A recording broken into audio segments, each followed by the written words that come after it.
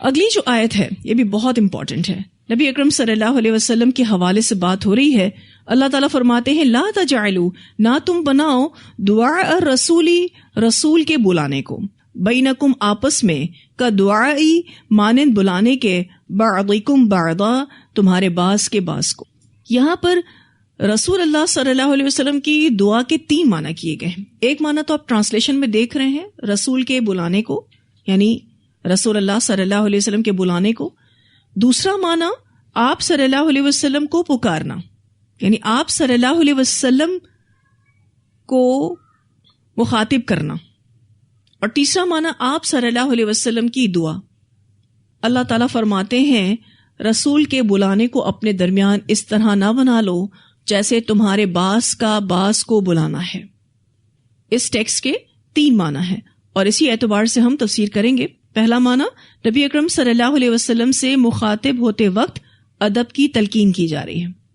ابن عباس رضی اللہ تعالیٰ عنہما سے روایت ہے کہ لوگ اللہ کے رسول صلی اللہ علیہ وسلم سے مخاطب ہوتے ہوئے کہتے تھے اے محمد، اے ابو القاسم. اللہ تعالیٰ نے اپنے نبی کی تعظیم کی وجہ سے آپ سے اس طرح نام لے کر مخاطب ہونے سے منع فرما دیا اور فرمایا کہ تم ان سے مخاطب ہوتے ہوئے اے اللہ کے نبی صلی اللہ علیہ وسلم، اے اللہ کے رسول صلی اللہ علیہ وسلم کہو. یہ بات تفسیر ابن ابی حاتم میں آتی ہے. ٹھیک ہے، تو رسول اللہ صلی اللہ علیہ وسلم کو ایسے نہ بلایا کرو جیسے تم ایک دوسرے کو بے تکلفی سے بلاتے ہو. انہیں بلانا ہو تو ان کا پورا ادب اور احترام ملوز رکھا کرو. اب اس حکم پر عمل آپ صلی اللہ علیہ وسلم کی زندگی میں تو کرنا لازم تھا. آپ صلی اللہ علیہ وسلم کے اس دنیا سے جانے کے بعد بھی یہ ادب برقرار رہے گا قیامت تک. ٹھیک ہے، آپ کوئی درس ہو، قرآن کی کلاسز ہوں، جیسے تفسیر میں پڑھا رہی ہوتی ہوں، آپ تفسیر سن رہے ہوتے ہیں، آپ صلی اللہ علیہ وسلم کے حوالے سے کوئی بھی بات ہو رہی ہے، آپ کی حدیث بیان ہو رہی ہے، آپ صلی اللہ علیہ وسلم کی زندگی کا کوئی واقعہ ڈسکس ہو رہا ہے، تو پورے ادب اور احترام سے رسول اللہ صلی اللہ علیہ وسلم کا نام لینا ہے. صلی اللہ علیہ وسلم بولنا ضروری ہے. جو آپ صلی اللہ علیہ وسلم کا نام لے رہا ہو اور جو سنے وہ بھی درود پڑھے. لیکن ہم دیکھتے ہیں کس طرح سے نعتوں میں آپ صلی اللہ علیہ وسلم کا نام لیا جاتا ہے، چیخ چلا کے نعتیں پڑھی جاتی ہیں اور اس میں اے محمد کہہ کر خطاب کیا جاتا ہے، کلام کیا جاتا ہے. اشعار میں بھی اس طرح سے بہت ہوتا ہے. تو جب بھی نبی اکرم صلی اللہ علیہ وسلم کا نام لینا ہو، ادب اور احترام کو مینٹین کرنا ہے. ہم سب کو اپنی اصلاح لینی ہے اس اعتبار سے بھی. ٹھیک ہے، جب بھی آپ صلی اللہ علیہ وسلم کا نام لیں، ساتھ درود ضرور پڑھیں. ٹھیک ہے، اور اگر آپ سن رہے ہیں، جیسے کوئی اور آپ کے سامنے آپ صلی اللہ علیہ وسلم کے بارے میں بات کر رہا ہے، تو آپ نے بھی درود پڑھنا ہے، کیونکہ ایسے شخص کو جو درود نہ پڑھے اس کو بخیل کہا گیا ہے. دوسرا معنی، اگر رسول اللہ صلی اللہ علیہ وسلم تمہیں بلائیں تو ایسا نہ سمجھو جیسے کوئی عام آدمی بلا رہا ہے کہ جی چاہے تو جواب دو یا نہ دو، اور اگر جی چاہے تو ان کے پاس حاضر ہو جاؤ اور چاہو تو نہ آؤ، بلکہ ان کے بلانے پر تمہارا جانا واجب ہو جاتا ہے. تم پر یہ واجب ہے کہ تم ان کے سامنے حاضر ہو جاؤ، ان کی بات سنو اور اس کو اوبے کرو، اس کو بجا لاؤ. اس بارے میں ایک روایت آتی ہے، سیدنا سعید بن معلہ رضی اللہ تعالیٰ عنہ کہتے ہیں کہ میں نماز پڑھ رہا تھا، آپ صلی اللہ علیہ وسلم میرے سامنے سے گزرے اور مجھے بلایا. obviously نفل نماز ہوگی جو یہ صحابی پڑھ رہے تھے. ٹھیک ہے، کیونکہ اگر فرض نماز ہوتی تو رسول اللہ صلی اللہ علیہ وسلم تو جماعت کرا رہے ہوتے، تو یہ نفل نماز پڑھ رہے تھے. آپ صلی اللہ علیہ وسلم نے نماز کے دوران ہی ان کو آواز دی. کہتے ہیں یہ صحابی کہ میں نماز پڑھ کر حاضر ہوا، یعنی نماز پوری کمپلیٹ کی، پھر حاضر ہوا تو مجھے فرمایا، یعنی آپ صلی اللہ علیہ وسلم نے فرمایا، تم میرے بلانے پر کیوں نہیں آئے؟ کیا تم نے اللہ کا یہ فرمان نہیں سنا، یا ایھا الذین آمنوا استجیبوا للہ وللرسول اذا دعاکم؟ اسے بخاری نے روایت کیا ہے. اے لوگوں جو ایمان لائے ہو، جواب دو اللہ اور اس کے رسول کو جب وہ تمہیں پکاریں. اس سے کیا بات پتہ چلتی ہے کہ اگر کوئی شخص نماز ادا کر رہا ہے اور وہ نفل نماز ہے obviously، تو رسول اللہ صلی اللہ علیہ وسلم کے بلانے پر اسے نماز تک چھوڑ کر فوراً حاضر ہونا چاہیے. اس سے علماء نے ایک اور مسئلہ بھی اخذ کیا ہے، وہ یہ کہ آپ کو سنتوں کو غیر اہم نہیں سمجھنا. سنتوں میں بھی ہمیں کالز ہیں آپ صلی اللہ علیہ وسلم کی، ہمیں اس کو اوبے کرنا ہے. پھر یہ کہ تیسرا معنی یہ بتایا جاتا ہے کہ رسول اللہ صلی اللہ علیہ وسلم کی دعا کو یوں نہ سمجھو جیسے کسی عام آدمی کی دعا ہے، بلکہ تمہارے حق میں رسول اللہ صلی اللہ علیہ وسلم کی دعا تمہاری دنیا اور آخرت سنوارنے کا موجب بن سکتی ہے. اس طرح آپ صلی اللہ علیہ وسلم کی بد دعا تمہیں تباہ و برباد بھی کر سکتی ہے. لہٰذا ان کی اطاعت کر کے انہیں خوش رکھنے کی کوشش کرو اور ان سے دعا لینے کی کوشش کرو. اچھا، اب تو رسول اللہ صلی اللہ علیہ وسلم موجود نہیں ہے، اب میں اور آپ کیسے دعائیں لیں گے؟ ہم ایسے اعمال کریں جن کو کرنے والوں کے لیے آپ صلی اللہ علیہ وسلم نے دعائیں دی ہیں، وہ دعا ہمیں بھی لگے گی انشاءاللہ تعالی. رسول اللہ صلی اللہ علیہ وسلم کی دعا بھی قبول ہوتی تھی اور بد دعا بھی. جیسے کہ ایک روایت میں آتا ہے کہ الٹے ہاتھ سے کھانے والے کے لیے نبی اکرم صلی اللہ علیہ وسلم نے بد دعا کی. کیا ہوا تھا یہ حدیث میں بیان ہوا ہے. سیدنا سلمہ بن اکوع رضی اللہ تعالیٰ عنہ بیان کرتے ہیں کہ ایک آدمی نے رسول اللہ صلی اللہ علیہ وسلم کے پاس بائیں ہاتھ سے کھانا کھایا تو آپ صلی اللہ علیہ وسلم نے فرمایا اپنے دائیں ہاتھ سے کھاؤ. سمپل اصلاح آپ صلی اللہ علیہ وسلم نے کر دی، اس کے آگے پیچھے کوئی بات نہیں کی. اس آدمی نے جواب دیا میں اس کی طاقت نہیں رکھتا. اس نے کہا میں کھا ہی نہیں سکتا، مجھے عادت ہو گئی ہے لیفٹ ہینڈ سے کھانے کی. آپ صلی اللہ علیہ وسلم نے فرمایا اچھا تجھ سے ایسا نہ ہو سکے، یعنی اللہ کرے آئندہ کبھی تو سیدھے ہاتھ سے کھا ہی نہ سکے. اس شخص نے تکبر کی وجہ سے یہ بات کہی تھی. راوی کہتے ہیں کہ پھر وہ شخص عمر بھر اپنا دایاں ہاتھ منہ تک اٹھا نہیں سکتا تھا.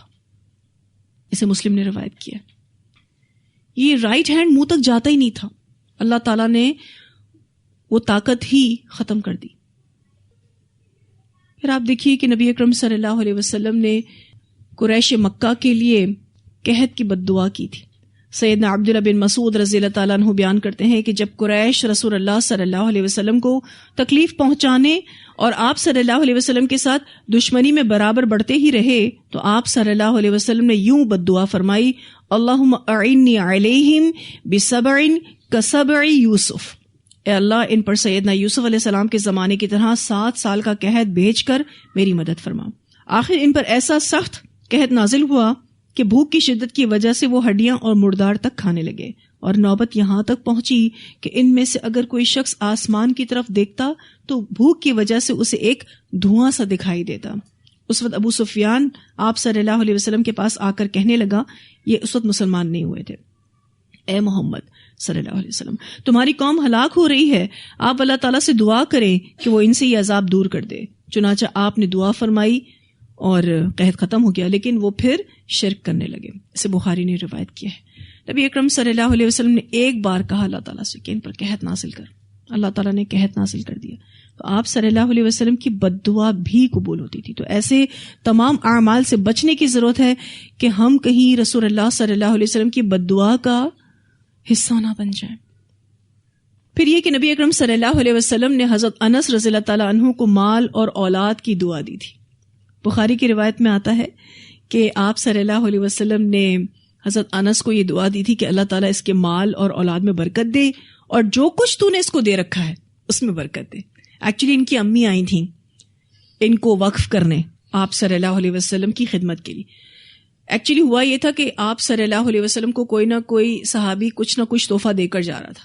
اب یہ جو حضرت انس کی والدہ تھی نا، ان کے پاس نبی اکرم صلی اللہ علیہ وسلم کو دینے کے لیے کچھ نہیں تھا، تو اپنے بیٹے کا ہاتھ پکڑ کر لے کر آئی کہ آپ تحفتاً اس کو رکھ لیں، یہ میں نے آپ کی خدمت کے لیے وقف کیا، یہ آپ کے سارے کام کرتا رہے گا. پھر یہ کہ کچھ وقت گزرا، پھر آئیں آپ صلی اللہ علیہ وسلم کے پاس کہ اپنے اس خادم کو دعا دیں. ماں نے کہا کہ اپنے اس خادم کو دعا دیں، اپنے بیٹے کے لیے دعا کروانے آئی تھیں. تو آپ صلی اللہ علیہ وسلم نے فرمایا اللہ تعالیٰ انس کے مال اور اولاد میں برکت عطا فرما. حضرت انس کہتے ہیں یہ دعا میں نے اپنی زندگی میں پوری ہوتی دیکھی.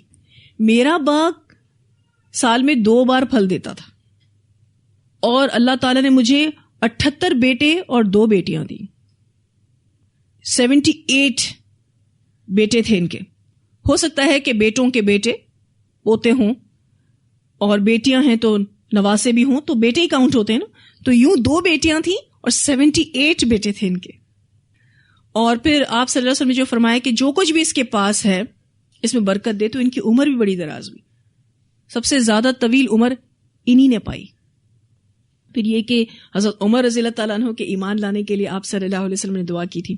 ترمذی کی روایت میں آتا ہے آپ صلی اللہ علیہ وسلم نے فرمایا کہ 2 عمر ہیں, اللہ تعالیٰ جو تیرے نزدیک بہتر ہے اس کو تو ایمان کی دولت نصیب کر دے. حضرت عمر رضی اللہ تعالیٰ عنہ کو اللہ تعالیٰ نے ایمان کی دولت سے نواز دیا. یہ آپ صلی اللہ علیہ وسلم کی دعا سے ہوا, کیونکہ جیسے ہی وہ کلمہ شہادت پڑھتے ہیں تو ایک صحابی نے کہا کہ کل ہی آپ صلی اللہ علیہ وسلم نے 2 عمر کے لیے دعا کی تھی کہ اللہ تعالیٰ تیرے نزدیک جو بہتر ہو اس کو ایمان دیتے تو آپ کے حق میں قبول ہو گئی. پھر اسی طرح سے حضرت ابو ہریرہ رضی اللہ تعالیٰ عنہ کے حافظے کے لیے آپ صلی اللہ علیہ وسلم نے دعا کی. حضرت ابو ہریرہ کو تو آپ اچھے سے جانتے ہیں, ان کا اسلام لانے سے پہلے نام تھا عبد شمس. معنی کیا ہے؟ سورج کا بندہ. آپ صلی اللہ علیہ وسلم نے اسلام لانے کے بعد ان کا نام چینج کیا اور ان کا نام رکھا عبد الرحمن. ٹھیک ہے. اس کے بعد آپ صلی اللہ علیہ وسلم نے ان کو دیکھا کہ یہ اپنی آستین کو ایسا اسٹچ کرواتے تھے اور اس میں بلیاں رکھتے تھے. بلیاں پالنے کا شوق تھا حضرت ابو ہریرہ کو. تو آپ صلی اللہ علیہ وسلم نے ان کو کہا اے ابا ہریرہ. تو پھر ان کا یہ جو لقب تھا یہ اتنا مشہور ہوا کہ ان کے اوریجنل نیم کو تو لوگ اتنا یاد بھی نہیں کرتے. اگر میں آپ کے سامنے عبد الرحمن کہتی تو آپ شاید نہ پہچانتے. میں آپ کے سامنے ابو ہریرہ رضی اللہ تعالیٰ عنہ کہہ رہی ہوں تو آپ پہچان گئے کہ کن کی بات ہو رہی. ان کے لیے آپ صلی اللہ علیہ وسلم نے حافظے کی دعا کی تھی. بہت کم عرصہ نبی اکرم صلی اللہ علیہ وسلم کے ساتھ رہے لیکن محدث صحابہ بنے. آئے آپ صلی اللہ علیہ وسلم کے پاس اور بخاری کی روایت میں آتا ہے کہ نبی اکرم صلی اللہ علیہ وسلم سے کہا کہ مجھے یاد نہیں رہتا. اب ان کی خواہش کیا تھی کہ آپ صلی اللہ علیہ وسلم کی جتنی بھی احادیث ہیں وہ اس کو ازبر کریں, لیکن کہتے ہیں مجھے یاد نہیں رہتا. تو آپ صلی اللہ علیہ وسلم نے فرمایا ابو ہریرہ اپنی چادر پھیلاؤ.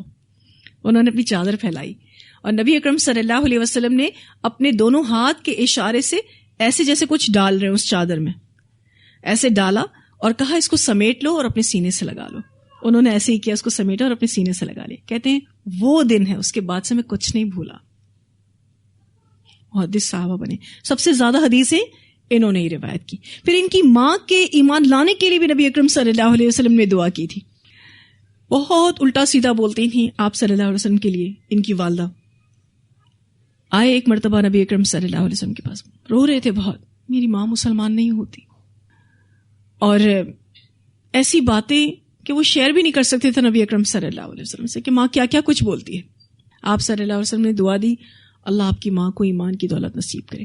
گھر گئے, کیا دیکھتے ہیں کہ ماں غسل کر رہی اور کہہ رہی باہر کھڑے رہو, اور غسل کر کے جیسے ہی ماں باہر آئی اور اس نے کلمہ شہادت پڑھ لیا. پھر آئے, پھر رو رہے تھے میری ماں مسلمان ہو گئی. اس سے پہلے رو رہے تھے کہ ماں مسلمان نہیں ہو رہی, اور پھر آئے خوشی سے رو رہے تھے کہ میری ماں مسلمان ہو گئی. اللہ کے رسول آپ کی دعا اللہ تعالیٰ نے سن لی, الحمدللہ. آپ صلی اللہ علیہ وسلم کی دعا کو عام انسانوں کی دعا جیسا نہ سمجھو. ان کی دعا تو تمہاری دنیا بنا دے گی, تمہاری آخرت بنا دے گی. پھر آپ دیکھیے کہ عبد الرحمن بن عوف رضی اللہ تعالیٰ عنہ کے لیے نبی اکرم صلی اللہ علیہ وسلم نے دعا کی تھی. جب یہ ہجرت کر رہے تھے ان کی ساری پراپرٹی کنہوں نے رکھ لی؟ مشرکین مکہ نے رکھ لی. مدینہ پہنچے نبی اکرم صلی اللہ علیہ وسلم کے پاس اور کہا کہ یہ سب کچھ بارڈر پر ہی انہوں نے مجھ سے لے لیا.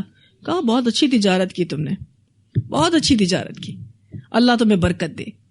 اتنی برکت دی اللہ تعالیٰ نے, کچھ نہیں تھا ان کے پاس.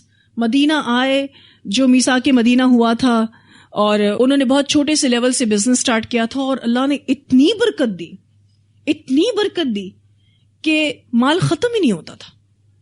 ایک مرتبہ شادی کر کر آئے, اچھے سے ڈریس اپ ہوئے ہوئے تھے, تو پوچھا آپ صلی اللہ علیہ وسلم نے شادی کر لی؟ بولا ہاں شادی کر لی. بولا مہر میں کیا دیا؟ کہا سونے کا ایک پیس دیا اپنی بیوی کو. اور جب نبی اکرم صلی اللہ علیہ وسلم وفات پا گئے تھے تو ان کی شپمنٹ آ رہی تھی مدینہ, اور مدینہ کی زمین تھر تھرا رہی تھی. تو حضرت عائشہ رضی اللہ تعالیٰ نے پوچھا تھا کہ یہ زمین کیوں اتنی وائبریٹ کر رہی ہے, اتنی کیوں کانپ رہی ہے؟ کہا عبد الرحمن بن عوف کا 700 اونٹنیوں پر مشتمل قافلہ آ رہا ہے, تجارتی قافلہ, شپمنٹ تھی اتنی بڑی. کہا اچھا وہی عبد الرحمن بن عوف جس کے لیے جنت کی بشارت نبی اکرم صلی اللہ علیہ وسلم نے دی ہے. یہ بات کسی نے جا کے عبد الرحمن کو بتا دی. آ کر کہتے ہیں اما عائشہ واقعی آپ صلی اللہ علیہ وسلم نے میرے لیے جنت کی بشارت دی؟ کہا عبد الرحمن جنت میں جائے گا. کہا کہ آپ گواہ رہیے کہ یہ پوری کی پوری شپمنٹ میں نے اللہ کے راستے میں دی. اور جب وفات پاتے ہیں تو ترکے میں اتنا گولڈ تھا کہ بچوں نے کلہاڑی سے پیس کیے, مال کم ہی نہیں ہوا. یہ برکت تھی نبی اکرم صلی اللہ علیہ وسلم کی دعا سے جن کو ملی. آپ صلی اللہ علیہ وسلم نے امت کی صبح میں برکت کی دعا کی ہے نا. اور یہ بات ابن ماجہ کی روایت میں آتی ہے کہ اللہ تعالیٰ میری امت کی صبح میں برکت ڈال دے. لیکن جب ہم صبح سو کر گزاریں گے, بتائیے ہمیں برکت کہاں سے ملے گی؟ نہیں ملے گی. آپ صلی اللہ علیہ وسلم نے فرمایا اللہ تعالیٰ اس شخص کے چہرے کو تر و تازہ رکھے جو میری بات کو سنے اور آگے ایز اٹ از پہنچائے, تو دعا ملے گی. اگر آپ حدیث کو سنتے ہیں, ایز اٹ از پہنچاتے ہیں, تو اللہ آپ کے چہرے کو تر و تازہ رکھے گا. آپ کو دوسرے کوئی اور عمل کرنے کی ضرورت نہیں پڑے گی کہ آپ اپنے چہرے کو کیسے فریش رکھیں. چہرے فریش احادیث کو آگے بیان کرنے سے رہتے ہیں. چہروں کا نور ان کاموں سے جڑا ہوا ہے, دینی کاموں سے جو خلوص پر مبنی ہوتے ہیں. چہروں کا نور اور چہروں کے اٹریکشن اور چہروں کی تر و تازگی یہ فیشلز وغیرہ سے ہوگی, چلے تھوڑی بہت جڑی, لیکن میرا اس پر اتنا ایمان نہیں ہے کہ جتنا وضو آپ کو نور دیتا ہے, جتنا دین کا کام آپ کو نور دیتا ہے, جتنا آپ احادیث آگے بیان کرتے ہیں, اتنا آپ کو جو نور دیتا ہے کوئی اور چیز نہیں دیتی. تو آپ صلی اللہ علیہ وسلم کی دعا کو تم عام آدمی کی دعا جیسا کنسیڈر مت کرو. نبی اکرم صلی اللہ علیہ وسلم کی دعا تمہارے حق میں ایسی ہے, تمہاری دنیا سنور جائے گی, تمہاری آخرت سنور جائے گی. اور یہ کہ آپ ایک بار صلی اللہ علیہ وسلم کہتے ہیں, کتنے بینیفٹس ہیں آپ کو. نبی اکرم صلی اللہ علیہ وسلم تو ہمارے لیے وہ نعمت ہے. میں اور آپ سارا وقت سجدے میں بھی پڑے رہے نا, اس نعمت کا ہم شکر ادا نہیں کر سکتے. ہمیں ایسے کام کرنے چاہیے کہ رسول اللہ صلی اللہ علیہ وسلم کل ہم پر فخر کریں کہ یہ ہے میرا امتی جس نے دین کو اتنا سپورٹ کیا. اس وقت مجھ پر ایمان لایا جب میں موجود نہیں تھا. اور آپ کو پتا ہے نا, ایسے لوگ قیامت کے دن نبی اکرم صلی اللہ علیہ وسلم کے قریب ہوں گے. کون لوگ؟ جو بن دیکھے آپ صلی اللہ علیہ وسلم پر ایمان لائے. اللہم اجعلنا منہم, اللہ تعالیٰ ہمیں ان لوگوں میں شامل کرے. تو خلاصہ کیا ہے اس حصے کا؟ آپ صلی اللہ علیہ وسلم کو ایسے مت پکارو جیسے اپنے دوستوں کو پکارتے ہو یا اپنے آس پاس کے لوگوں کو پکارتے ہو. نہیں, پوری رسپیکٹ کے ساتھ نام لوگے. دوسرا, ان کے بلاوے کو کم نہ سمجھو. یعنی اگر نبی اکرم صلی اللہ علیہ وسلم نے بلایا ہے تو پہلی ترجیح تمہاری یہی ہونی چاہیے کہ ان کو آنسر کرو, ان کو اوبے کرو. اور آپ صلی اللہ علیہ وسلم اب چونکہ نہیں رہے تو ہمارے لیے کیا مانا ہے کہ ہم سنتوں کو غیر اہم نہ سمجھیں. اور تیسرا مانا, رسول اللہ صلی اللہ علیہ وسلم کی دعا کو کم اہم نہ سمجھو. قد یعلم اللہ الذین, تحقیق جانتا ہے اللہ ان لوگوں کو جو یتسللون, کھسک جاتے ہیں, منکم, تم میں سے, لواذن, آڑ لیتے ہوئے. یتسللون کا جو لفظ ہے سین لام لام سے ہے, کہیں سے نکل جانا کہ دوسرے کو پتہ نہ چلے. ویسے اس کا لفظی معنی ہوتا ہے کھینچنا, غیر محسوس طریقے سے کھینچنا. اچھا, اسی سے ایک لفظ آپ پہلے بھی پڑھ چکے, سلالتن, یاد ہے آپ کو؟ ٹھیک ہے, خلاصے کو کہتے ہیں, اگر آپ کو یاد ہو اس کا ترجمہ, خلاصہ, نچوڑ, ٹھیک ہے, جس سے انسان کو پیدا کیا گیا ہے. تو یتسللون کا لفظ کھسک جانا, کہیں سے نکل جانا کہ دوسرے کو پتہ نہ چلے, کھینچنا غیر محسوس طریقے سے. اب کچھ لوگ ایسے تھے, مراد منافقین ہیں, جو نبی اکرم صلی اللہ علیہ وسلم کی مجلس سے کھسک جاتے تھے آڑ لیتے ہوئے. لیوادن کا جو لفظ ہے معنی ہوتا ہے کسی اوٹ کو لے کر نکل جانا, یا پھر کوئی دیکھ نہ رہا ہو تو کھسک جانا, نکل جانا. فَلْيَحْذَرِ الَّذِينَ, بس چاہیے کہ ڈرے وہ لوگ جو یخالفون, مخالفت کرتے ہیں, عن امرہ, اس کے حکم سے, یعنی رسول اللہ صلی اللہ علیہ وسلم کے حکم سے. جو لوگ ایسا کام کرتے ہیں ان کو ڈرنا چاہیے کس چیز سے؟ ان تصیبہم, یہ کہ پہنچے گی ان کو فتنتن, کوئی فتنہ, اور مراد دنیاوی پرابلمز ہیں. او یصیبہم, یا پہنچے ان کو عذاب علیم, دردناک عذاب, اور یہ آخرت سے ریلیٹڈ ہے. اللہ سبحانہ تعالیٰ فرماتے ہیں اللہ تعالیٰ ان لوگوں کو جانتا ہے جو تم میں سے چپکے سے کھسک جاتے ہیں. ایسے لوگ اللہ کے رسول صلی اللہ علیہ وسلم کے حکم کی مخالفت کر رہے ہیں. یخالفون عن امرہ سے ایک معنی تو عام حکم ہے, یعنی سنتوں کو ترک کرتے ہیں یا اس کو غیر اہم سمجھتے ہیں، آپ صلی اللہ علیہ وسلم کے احکامات کو اوبے نہیں کرتے ہیں، اس سے عام حکم مراد ہے. یعنی آپ عام معنی یہ لے سکتے ہیں، اور خاص حکم یعنی جہاد کا حکم بھی یہاں سے مراد ہے. اگر آپ اس کو اس طرح سے سمجھ لیں کہ جو اوبے نہیں کرتے، خواہ وہ خاص حکم ہو خواہ وہ عام حکم ہو، نبی اکرم صلی اللہ علیہ وسلم کو اوبے نہیں کرتے، آپ صلی اللہ علیہ وسلم کی فرما برداری نہیں کرتے، آپ کی بات نہیں مانتے، تو obviously وہ مخالفت کر رہے ہیں. تو ان کو ڈرنا چاہیے اس بات سے کہ ان کو کوئی مصیبت نہ آ جائے، وہ کسی مصیبت میں گرفتار نہ ہو جائے. یہاں پر فتنتن کا ایک معنی مسلمانوں کا داخلی انتشار، یعنی مسلمان جو ہیں وہ پھٹنا شروع ہو جائیں گے، تتر بتر ہونا شروع ہو جائیں گے. کیا آج کل مسلمانوں کی ایسی حالت ہے؟ دیکھ رہے ہیں نا آپ کہ مسلمان بکھرے ہوئے ہیں. دوسرا معنی قوت میں کمزوری، دنیاوی اعتبار سے مسلمانوں کی اسٹرینتھ کم ہو جائے گی، اور کم ہو رہی ہے. ہم دیکھتے ہیں کہ مسلمانوں کے پاس کہاں ہے پاورز. اگر ایک آزاد مملکت میں بھی مسلمان رہ رہے ہیں تو ان کی حیثیت غلاموں جیسی ہے. اور تیسرا معنی جابر اور ظالم حکمران کا تسلط، یہ بھی ہم دیکھ رہے ہیں. اس سے کیا پتہ چلتا ہے کہ سنتوں کو چھوڑے ہوئے ہیں، آپ صلی اللہ علیہ وسلم کو بطور نمونہ اپنی زندگی میں لیے ہوئے نہیں ہیں، تو پرابلمز آ رہی ہیں. پھر یہ کہ اللہ لوگوں کے حوالے کر دے گا، چوریاں ہوں گی، ڈاکے پڑیں گے، لوٹ مار ہوگی، بدامنی ہوگی، قتل ہوگا. اسی طرح سے لوگ اپنی زندگی میں بہت سارے ڈپریشن دیکھیں گے، دباؤ دیکھیں گے، چھوٹی چھوٹی چیزوں میں ان کو ٹینشن آنا شروع ہو جائے گا، لوگ ڈپریشن کے مریض بننا شروع ہو جائیں گے، بیماریاں آئیں گی، پریشانی آئیں گی. آج کبھی ہم بیمار ہوتے ہیں، پریشان ہوتے ہیں تو سوچتے کہ کوئی سنت تو نہیں چھوڑی، سوچتے کہ دین کے کام میں کہیں پیچھے تو نہیں ہوئے. کیونکہ دو ہی طرح کے لوگ ہوتے ہیں نا جب دین میں آتے ہیں، تو یا تو آگے بڑھتے ہیں یا پھر پیچھے ہوتے ہیں. ایسے تو نہیں ہو سکتا جہاں آئے ہیں وہیں پر ہی رہیں، ایسا نہیں ہوتا.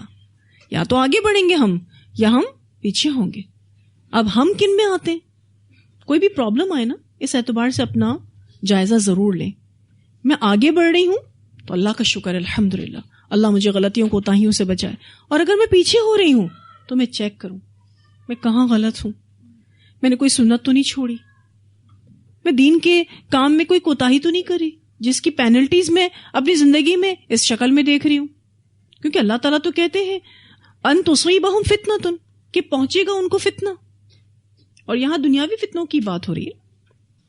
او یصیبہم عذاب علیم، یا پہنچے ان کو دردناک عذاب، آخرت میں ان کو دردناک عذاب پہنچے گا. کچھ مفسرین کہتے ہیں کہ یہاں پر بھی دنیاوی عذاب مراد ہے. مثلا مسلمان ایک ساتھ قتل کر دیے جائیں گے، مسلمان زیادہ تعداد میں قید کر دیے جائیں گے، بہت زیادہ جنگیں ہونا شروع ہو جائیں گی جس میں مسلمان ہار جائیں گے.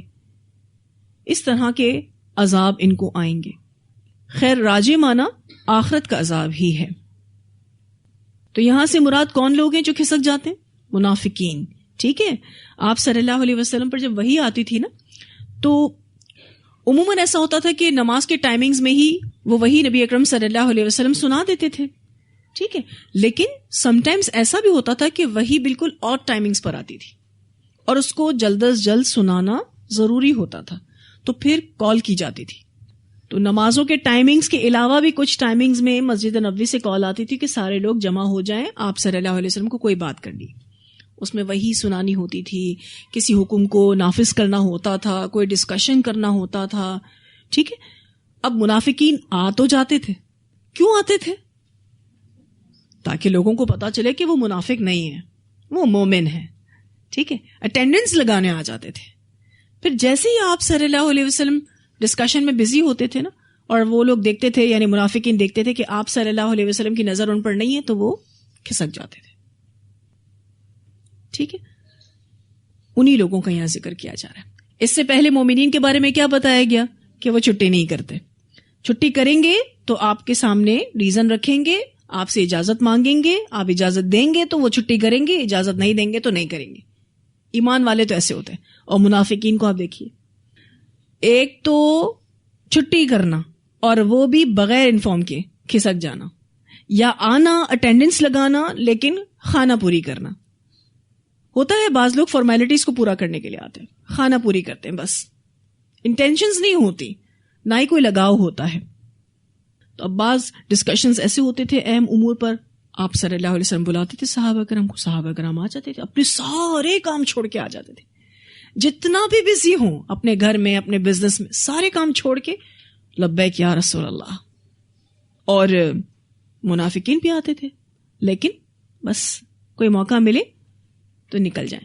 تو اللہ تعالیٰ فرماتے ہیں ایسے لوگوں کو لگتا ہے کہ کوئی ان کو دیکھ نہیں رہا، ہو سکتا ہے کوئی انسان ان کو نہ دیکھے، وہ کھسک جاتے ہیں تو کسی کو نہ پتا چلے، لیکن اللہ تعالیٰ ان کو جانتا ہے. قد یعلم اللہ الذین یتسللون منکم لواذا، پتہ اللہ تعالیٰ کو یہ کھسک کر جا چکے ہیں. فلیحذر الذین یخالفون عن امرہ ان تصیبہم فتنۃ او یصیبہم عذاب علیم. تو منافقین ہیلے بہانے بناتے ہیں، لیکن مومنین ایسا کام نہیں کرتے ہیں. اللہ سے دعا کرتے رہیں کہ اللہ ہمیں جما کر رکھے. دیکھیں دنیا کے اعتبار سے جو کام ہم کرتے ہیں نا، اس کو تو اپنا 100% دینے کی کوشش کرتے ہیں. پتہ ہے نہیں دیں گے تو دنیا ادھر ادھر ہو جائے گی. نظر جو آ رہی ہے، دنیا نظر آ رہی ہے نا، اس وجہ سے ہم ایسا کرتے ہیں. لیکن جہاں بات آتی ہے دین کی، چلو 50% بھی تو کر رہے ہیں نا، اچھی بات ہے. لوگ تو اتنا بھی نہیں کر رہے، ہم اپنے آپ کو یوں ریلیکس کرتے ہیں. اور آپ کو پتہ ہے ہمارا جو ٹیم ورک ہے ایز اسٹوڈنٹس اور اسٹاف، ہمارا ایک ٹیم ورک ہے جو ایک مضبوط دیوار کی طرح ہے. اس میں سے اگر ایک ایک اینٹ نکلتی جاتی ہے نا، یعنی کوئی بھی ایبسنٹ ہو جاتا ہے، تو وہ دیوار کی جو مضبوطی ہوتی ہے نا، اس میں فرق آتا ہے. ٹھیک ہے، یہ دیوار اب خلا کے ساتھ ہے کیونکہ اس میں کچھ لوگ ایبسنٹ ہیں، تو اس دیوار میں مضبوطی کی بجائے کمزوری آ جائے گی، اور اگر ہم اس کا سبب بنے ہوئے ہیں تو اللہ کو جواب ہمیں دینا ہے. تو ایک مضبوط ٹیم، ایک مضبوط جماعت، اللہ اس کے ساتھ ہے، اور مضبوطی دیتا اللہ ہی ہے. تکلیفوں سے، پریشانیوں سے بچ جاتے ہیں. کبھی کبھی آپ جو استقامت اختیار کرتے ہیں نا، تو اپنے آپ کو یوں کہا کریں پتہ نہیں کتنی پرابلم سے اللہ مجھے بچاتا ہوگا، کتنی پرابلم سے. اور یہ حق بات ہے، اللہ آپ کو بچاتا ہوگا کتنی پرابلم سے، جو کل قیامت کے دن آپ کو دکھائی جائیں گے کہ آپ مدرسے جا رہے تھے نا، یہ پرابلم آپ کو آنے والی تھی. آپ کے مدرسے جانے کی وجہ سے، وہاں جا کر آپ کا قرآن پڑھنے کی وجہ سے آپ اس چیز سے بچا لیے گئے، تو آپ کہیں گے یا اللہ تیرا شکر ہے. ابھی تو بہت ساری چیزیں آپ کو دکھ نہیں رہی. ہاں البتہ جو مخالفت کرے گا، جو مس کرے گا ان اپرچونٹیز کو، وہ فتنے میں مبتلا ہوگا. ہم کیا سمجھتے ہیں ہم استقامت اختیار کریں گے تو فتنے میں مبتلا ہوں گے، ہم الٹا سوچتے ہیں. اللہ تعالیٰ کہتے ہیں جو استقامت اختیار نہیں کرے گا وہ فتنے میں مبتلا ہوگا. پرابلم سالو نہیں ہوں گی، ملٹیپل ہوں گی. ہے یا نہیں یہ بات؟ ہم کیا سوچتے ہیں اگر میں آج دین کا کام کر گئی تو میرا فلاں کام رک جائے گا اور یہ بہت بڑا پرابلم آ جائے گا، میری تو زندگی میں مسئلے مسائل شروع ہو جائیں گے. نہیں، آپ اگر اپنے آپ کو جما کر نہیں رکھیں گے تو پرابلمز ملٹیپل ہوں گی. آزما کے دیکھ لیں، اس دنیا میں ہم ساتھ بیٹھے ہیں، دیکھ لیں تجربہ کر کے، سب چیزیں خود بخود آپ کو پتہ چل جائیں گی. پھر اللہ تعالیٰ نے بہت ہی خوبصورت اختتام کیا، اللہ خبردار ان للہ، بے شک اللہ تعالیٰ کے لیے ہے، ما فی السماوات والارض، جو آسمانوں میں ہے اور زمین میں ہے. یعنی اللہ تعالیٰ نے اپنی ملکیت کا اور قدرت کا ذکر کیا ہے. ہم دین کا تھوڑا سا کام کر کے کیا سمجھتے ہیں میں تو بہت کچھ کر رہی ہوں، میں تو بہت سپورٹ کر رہی ہوں دین کو. اللہ تعالیٰ کہتے ہیں سارے پاورز میرے پاس ہیں. تم اگر نہیں بھی کرتے، اللہ تعالیٰ اپنا دین کا کام جاری و ساری رکھے گا، اس کو تمہاری ضرورت نہیں ہے. الا ان للہ ما فی السماوات والارض قد یعلم ما انتم علیہ، تحقیق وہ جانتا ہے جو تم اس پر ہو، یعنی جس پر تم ہو اللہ جانتا ہے. جس روش پر تم ہو، کتنے دل سے آتے ہو، کتنے دل سے نہیں آتے ہو، اللہ جانتا ہے. کتنا کوشش کرتے ہو کہ چھٹی نہ ہو اور کتنی تمہاری چھوٹی چھوٹی ریزنز کی بیسس پر چھٹیاں ہیں، اللہ نوز ایوری تھنگ. قد یعلم ما انتم علیہ، جس روش پر تم چلتے ہو اللہ اس کو جانتا ہے. مجلس سے بغیر بتائے چلے جاتے ہو، اللہ جانتا ہے. اسلام اور مسلمانوں کا مذاق بناتے ہو، اللہ جانتا ہے. جو سازشیں اسلام کے خلاف ہو رہی ہیں، مسلمانوں کے خلاف ہو رہی ہیں، اللہ تعالیٰ سب کچھ جانتا ہے. انسان اگر انسان سے چھپ جائے تو بے شک چھپ جائے، لیکن اللہ سے نہیں چھپ سکتا. اللہ ان کو سزا دے گا. وَيَوْمَ يُرْجَعُونَ إِلَيْهِ اور جس دن وہ لوٹائے جائیں گے اس کی طرف. فَيُنَبِّئُهُم بِمَا عَمِلُوا تو پھر وہ بتا دے گا ان کو ساتھ اس کے جو انہوں نے عمل کیے. یہاں پر یوم سے مراد قیامت کا دن ہے. قیامت کے دن جب لوگ لوٹیں گے اللہ کی طرف, اللہ بتائے گا تم نے کیا عمل کیے. کیوں؟ کیونکہ وہ ہمارے ہر عمل سے واقف ہے, باخبر ہے. ہم اپنے اعمال کو بھی پوری طرح سے نہیں جانتے, کتنے ہم بھول گئے, اور اگر کچھ یاد بھی ہیں تو صحیح طور پر یاد بھی نہیں, اور ہر عمل کی نیت بھی ہمیں یاد نہیں. اللہ تعالیٰ کو تو سب کچھ پتا ہے. کتنی نیکی ہم نے بڑھائی, کتنی بدی بڑھائی, تو اسی لیے بتائے گا بھی وہی جانتا ہے. واللہ بکل شیء علیم اور اللہ ہر چیز کو خوب جاننے والا ہے. اللہ تعالیٰ کو سب کچھ پتا ہے. اسی وجہ سے وہ کل قیامت کے دن لوگوں کو ان کے اعمال بھی بتائے گا, پھر ان کو سزا بھی دے گا, پنشمنٹ تو ملے گی. ایسا ہو نہیں سکتا کہ ہم غلطیاں کریں اور ہمیں سزا نہ ملے. تو یہاں الحمدللہ ہماری سورہ النور جو کہ بہت ہی خوبصورت سورت مکمل ہوئی. اتنی آیات کی تلاوت سنتے ہیں. انما المؤمنون الذين آمنوا بالله ورسوله وإذا كانوا معه على أمر جامع لم يذهبوا حتى يستأذنوه إن الذين يستأذنونك أولئك الذين يؤمنون بالله ورسوله فإذا استأذنوك لبعض شأنهم فأذن لمن شئت منهم واستغفر لهم الله إن الله غفور رحيم. لا تجعلوا دعاء الرسول بينكم كدعاء بعضكم بعضا قد يعلم الله الذين يتسللون منكم لواذا فليحذر الذين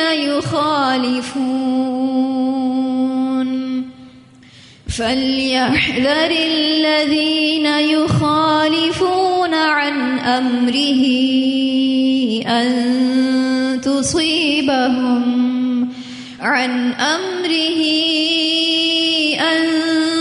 تصيبهم فتنة أو يصيبهم عذاب أليم.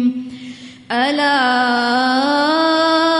إن لله ما في السماوات والأرض قد يعلم ما أنتم عليه ويوم يرجعون إليه فينبئهم بما عملوا والله بكل شيء عليم.